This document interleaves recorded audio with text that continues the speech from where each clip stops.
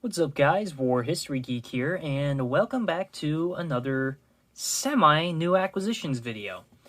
So today we're going to be taking an in-depth look at my most recent paperwork-related or document-related acquisitions. I had four major ones, one that I'm still researching, which you'll see a video soon, but three major ones that I'm going to be showcasing today that we're going to take a look at. So first one here came out of a Facebook Marketplace deal that I made from a guy in Washington State.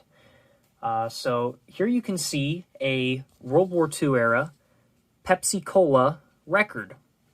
Now what's interesting about this is during World War II, Pepsi Cola donated a lot of resources to the armed forces, and one thing they offered was a recording studio in select locations for servicemen to record a voice message on a record and send it home to their friends and family. So that's what this is. And I'd never seen one for sale before, so, I might have overpaid. But with these personal items, I find it hard to monetarily value them. And if something speaks to me or it just feels like a good deal to me, I decide to pick it up. So this was the original listing here that I purchased. And what's interesting is that it's in the size of a 48, but it has to be played at 78 RPM. Or I'm sorry, the size of a 45, but it needs to be played at a 78 RPM. So I actually don't own a 78 RPM record player, but I'm currently looking for one that I can play this on. But anyways, so this is an interesting piece, and it's going to have the voice of a serviceman from World War II. So I'm really looking forward to being able to play this and get a audio recording of the audio from this record so I can hopefully preserve it. Unfortunately, the record is in not great shape, so I'm just going to leave it in for right now. Whenever I get a chance to play it, I will showcase this item again. However, I figured it would be worth taking a look at it in this video. And then I asked him if he had anything else, and it turns out that he actually has a collection of photographs that he got out of the same storage locker that the record came out of. So I have a collection of photographs here. Here you can see a U.S. sailor at a training camp. Let me zoom in there. A larger portrait of a younger serviceman and an older woman. And then a picture of the same guy from the training camp, but now in his white uniform. And this is a postcard. And then I have a whole page here of photographs as well. Some of them appear to be at home. Others appear to be in the service.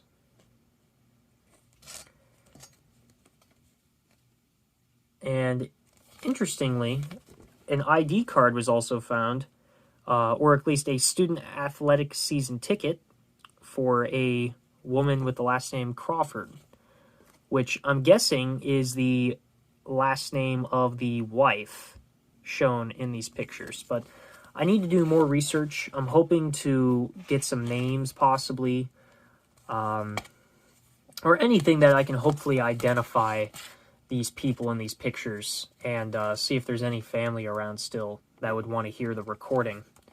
But again, it was a small personal collection. I paid $50 including shipping, which I feel almost might have been too much, but like I said, this collection spoke to me, and I'm going to hopefully try and research a little bit more and at least try to preserve what I have of the story. So that's our first little one there. And then next here, I actually showed this briefly in my last new acquisitions video, that I picked this up at a garage sale, and I'm actually able to fully research the man noted in these documents. I have so much personal information. I was able to directly pinpoint who he was, where he lived, his wife, and where he's buried. And I will hopefully take a trip out to his grave and further the research of him to hopefully create a video where I can talk about his life story, talk about maybe what he did during his lifetime after the war, his wife, get some pictures of him, and show me visiting his final resting place. So with that in mind, I'm just going to flip through all the documentation in here. So here I already showed these. These are the awards, or some of them, that he received. And I'm actually not going to bother flipping through the veterans benefits stuff. It's not terribly interesting. I flipped through it already. It's not anything spectacular to look at, so I won't bore you guys with that. But here are some interesting things here. So he actually had 3 pay books during his service. Here you can see his name was Edward Panos. And if you open up here, this was his first one. You can see under the years of service, it's left blank, and he was a private. Here you have his Army serial number, his name, different insurance rates there. And here is awesome information here. I have the name of his mother and their original address, which is invaluable in researching. And then the witness there of the signature. And then you also have a couple of stamps here due to a, looks like a deduction there.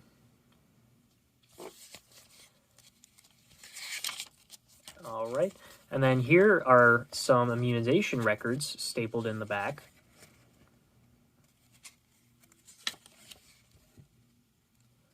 Smallpox vaccines.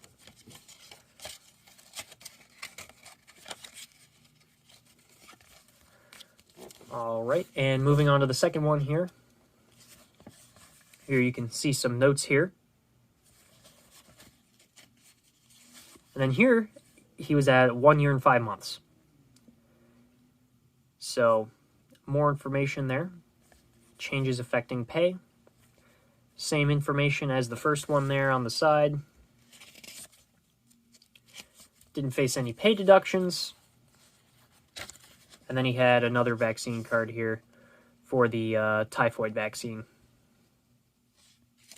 as well as some others. Here you can see blood type O, cholera, typhus, just the common vaccines at the time.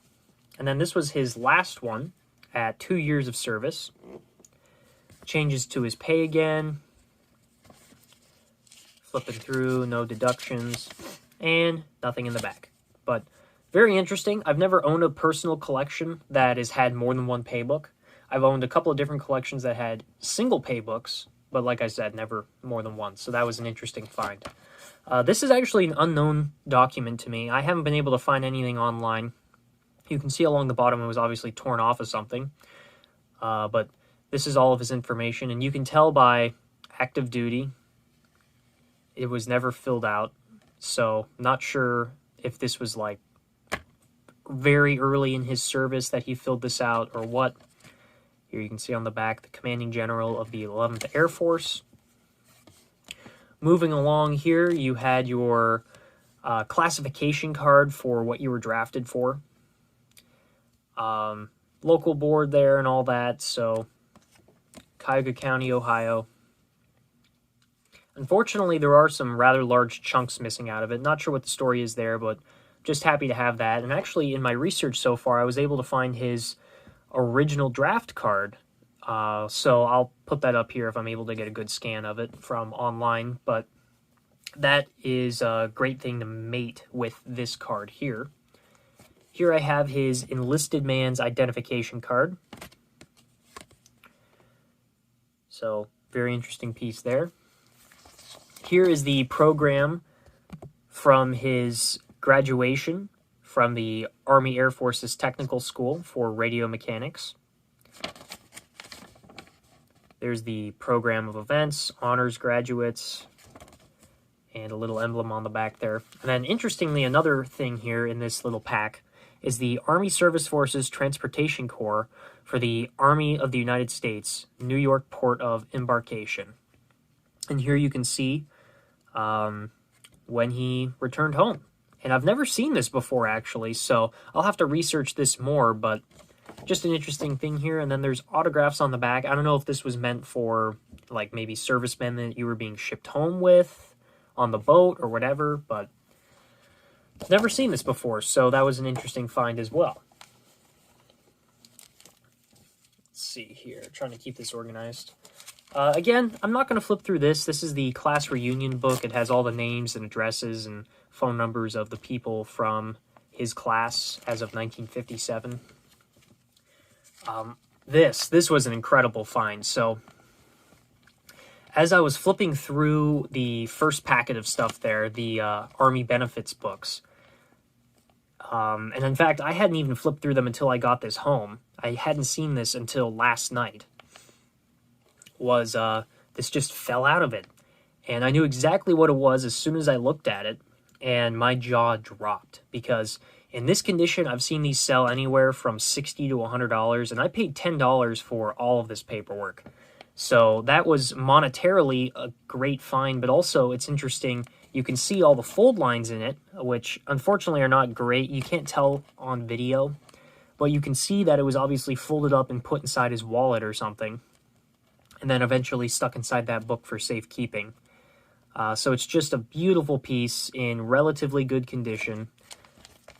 And I've found that it's actually surprisingly common for soldiers to keep these propaganda leaflets, whether they're American dropped over the enemy or vice versa, as souvenirs, because they were plentiful to find, they were easy to keep and fold up and stick in a pocket or a wallet or whatever, and they will work just as well as anything physical in terms of bayonets, helmets, etc., to remind them of their service. So, great piece there. I love the color on it, and a great history, too. And then, of course, these are my favorite items from this collection of paperwork. And that's going to be all of his diplomas and important paperwork. So here is his official diploma from the United States Army Air Force's Technical School for Radio Mechanics, with a real signature there, not printed, surprisingly, with his name and Army serial number. Here is his Honorable Discharge certificate for Sergeant Edward A. Panos, with his serial number there, and then the U.S. Air Force Reserves, who enlisted the 14th of November, 1945. So, very interesting.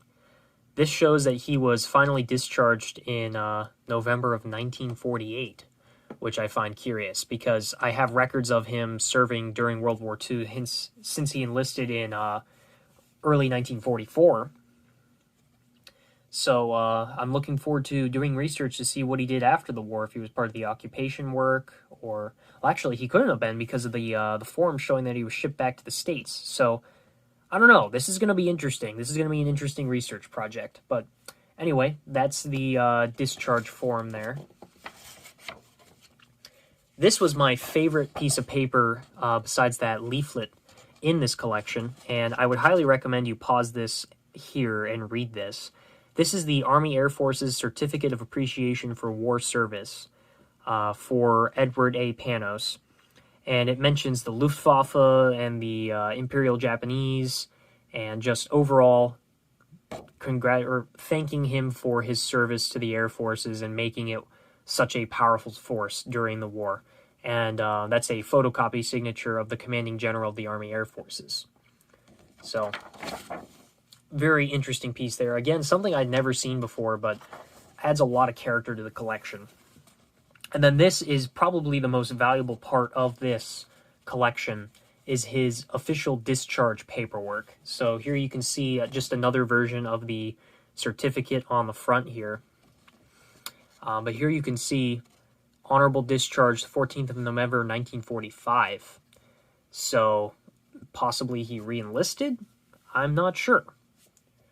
Then maybe that's why he had multiple pay books then.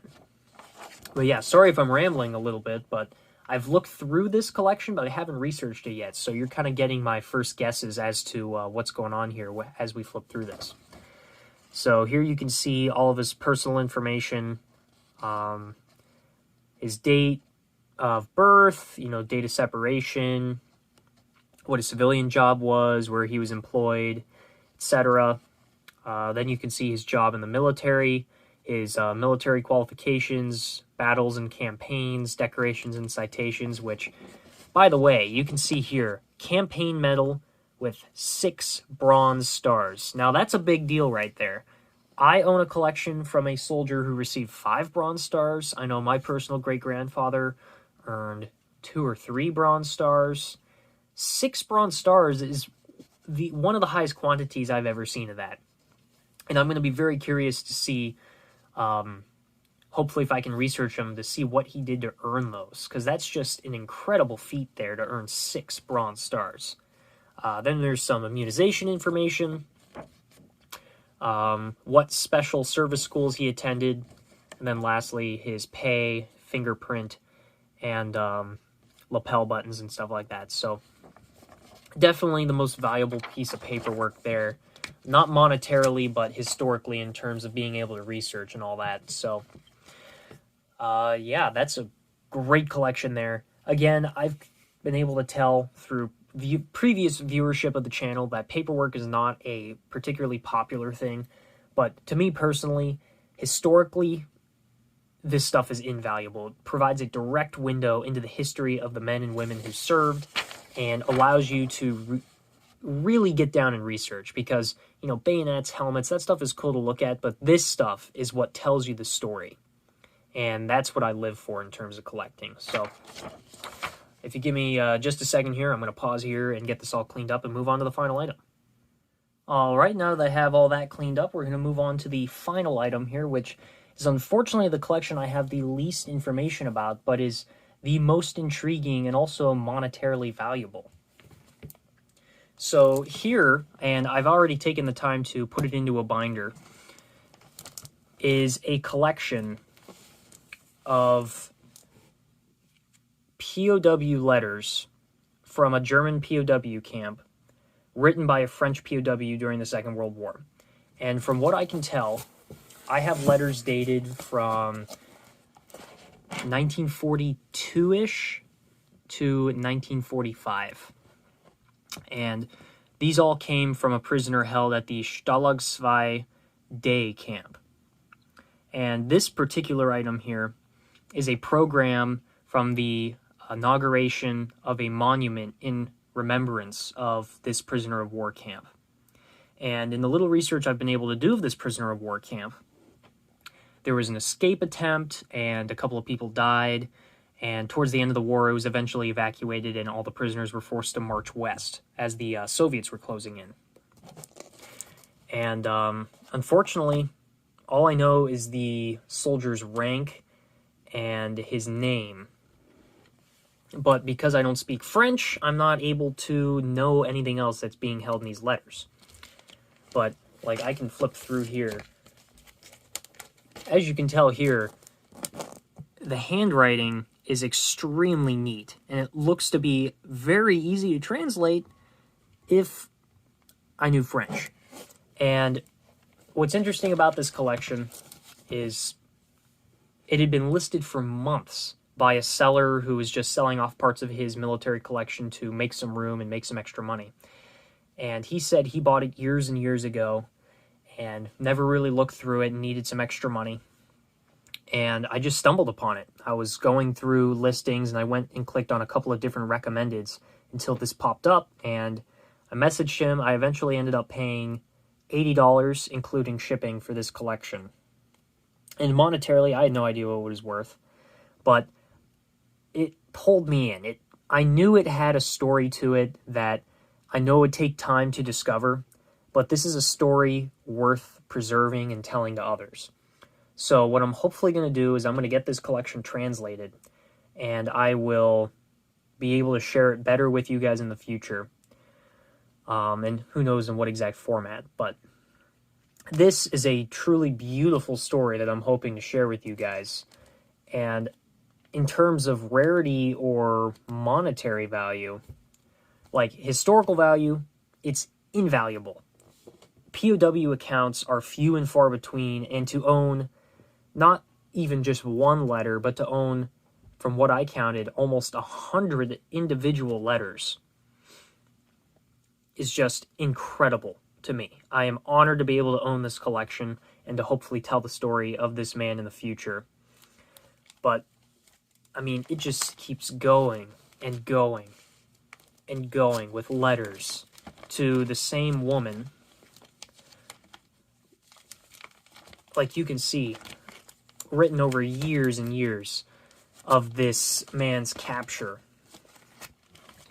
And unfortunately, I can't read it. But anyway, in terms of rarity, to have this many letters from the same man being held in a German POW camp, it's almost unheard of from what I can tell. I haven't been able to find any other collections anywhere on the internet similar to this. I'm sure some museums have collections a lot like this and have them published on their websites, but I don't know of anyone personally who has a collection this large in private hands. In terms of monetary value, I'm still looking for somebody who is an expert in this field or specializes in this field. But I have been told that this collection could be worth thousands, potentially. And the reason for that is that this collection, like I said, one, to have this many letters together is unheard of, and to have such a complete story. But two, is that individual letters you'll see can sell anywhere from like $20, $40, even upwards of $100 or $200 for an individual letter from any random prisoner of war camp. But to have upwards of 100 from the same person held in the same camp is just so historically rare that this collection, like I said, might be worth thousands of dollars. Now, I could be completely wrong, and hopefully if there's somebody out there watching this video, if you know what this is worth, or you know more information on this, please share this in the comments, because I would love to know. But all monetary value aside, my main goal right now is to, one, find somebody who would be willing to translate this, and then two, get this into an organized and concise display of some sorts in this binder where I'm able to tell that story to you guys on the channel, and then also anyone else who happens to be viewing my collection, or I might even turn this into a presentation. So yeah, sorry if this video wasn't exactly your taste. I know it was a little bit of rambling going on, but this documentation, this video is more for me, and then also in remembrance of the armed forces who served. Because it's, like I said before, it's these collections of personal items, like letters that you can tell were lovingly written to this man's wife or girlfriend or sister or whoever this woman was to him for years. And it's these photographs and these records and this paperwork that not only tell the story of these people, but preserve their story for us to learn from and allow you to forge that personal connection with these people that were alive decades ago, to better understand their lives and how we can compare it with our life today. So with that in mind, I think I'll close this video here. Once again, I apologize if this was not for you, if you ended up skipping through most of this. It was a lot of rambling. Some of this stuff, like I said, I haven't researched much at all. I just have had too much on my plate recently. But now I hopefully will be able to research these collections, get them digitized, get this collection translated, and hopefully get more information out to you guys soon on these items. So with all of that, I will hopefully get some more videos out to you soon. Make sure to stay tuned for that. If you enjoyed this, make sure to hit the like button, and when you're in that area, hit that subscription bell. That subscription button and notification bell. And I'll see you guys in the next one. Bye!